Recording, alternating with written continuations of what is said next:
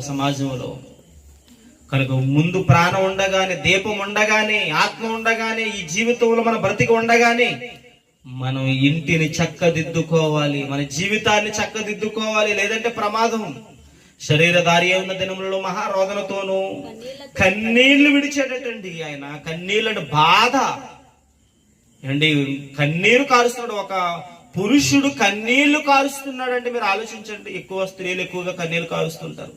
బాధ, ప్రతి చిన్నదానికి తట్టుకోలేనటువంటి సంకుచితమైనటువంటి మరి సున్నితమైనటువంటి మనస్తత్వం కలిగినటువంటి వారు. యేసుక్రీస్తు ప్రభువారు కూడా చనిపోతున్న వారు ఎవరో కాదు, పాపం చేసి నరకానికి వెళ్ళిపోతుంది ఎవరో కాదు, నా తమ్ముళ్ళు, నా కుటుంబం, నా తండ్రి చేత పంపబడిన వారు, నా పిల్లలు, నా వారు, నా సోదరులే. వీళ్ళంతా నా కుటుంబంలో నా తమ్ముడు కోల్పోతే, నా తమ్ముడు నాకు దూరం అయితే ఆ దుఃఖం ఎంత రోదన అని యేసుక్రీస్తు ప్రభు వారు ఆ రోదన అందుకేనండి, కన్నీళ్ళు అందుకే ఆయనకి.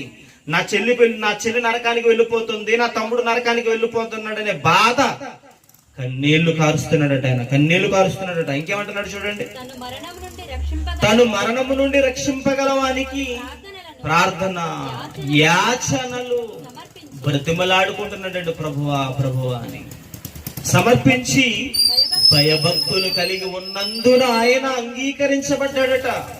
ఏమండి, యేసుక్రీస్తు ప్రభు వారిని ఊరకే దేవుడు అంగీకరించలేదు. ఎంత బాధ, శరీర సంబంధమైన బాధ. తిండి లేదండి ఆయనకి, తినడానికి సరైన సమయంలో టయానికి తిండి దొరికేది కాదు ఆయనకి. నిద్రపోవటానికి సరైనటువంటి నిద్ర ఉండేది కాదు. నిద్రాహారాలు మాని ప్రయాసపడ్డాడండి ఆయన. సుధారణ ఊరికి వెళ్ళిన తర్వాత మధ్యాహ్నం మహా ఆకలితో ఉన్నాడు ఆయన. శిష్యులు పంపించాడు, వెళ్ళి భోజనం పెట్టరమని.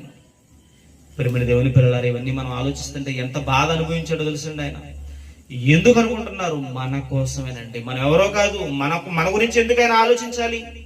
మనం ఎవరమని, ఏమవుతామని, మన గురించి ఎందుకు ఆయన అంత తపన పడాలి అంటే, ఇదిగోండి మనం ఆయన గర్భవాసం నుండి, తండ్రి అయిన దేవుని యొక్క గర్భవాసము నుండి సహోదరులుగా క్రీస్తుతో పాటుగా మనం కూడా తమ్ముళ్ళు అండి. యేసుక్రీస్తు ప్రభు వారికి తమ్ముళ్ళుగా, చెల్లెళ్ళుగా దేవుడు మనల్ని చేశాడు. ఒక కుటుంబంలో ఒక బిడ్డ మరణిస్తే తండ్రికి రోదన, వేదన.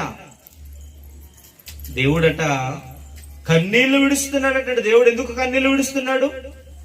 మీ గర్వాన్ని బట్టి, మీరు మీ యొక్క తిరుగుబాటును బట్టి,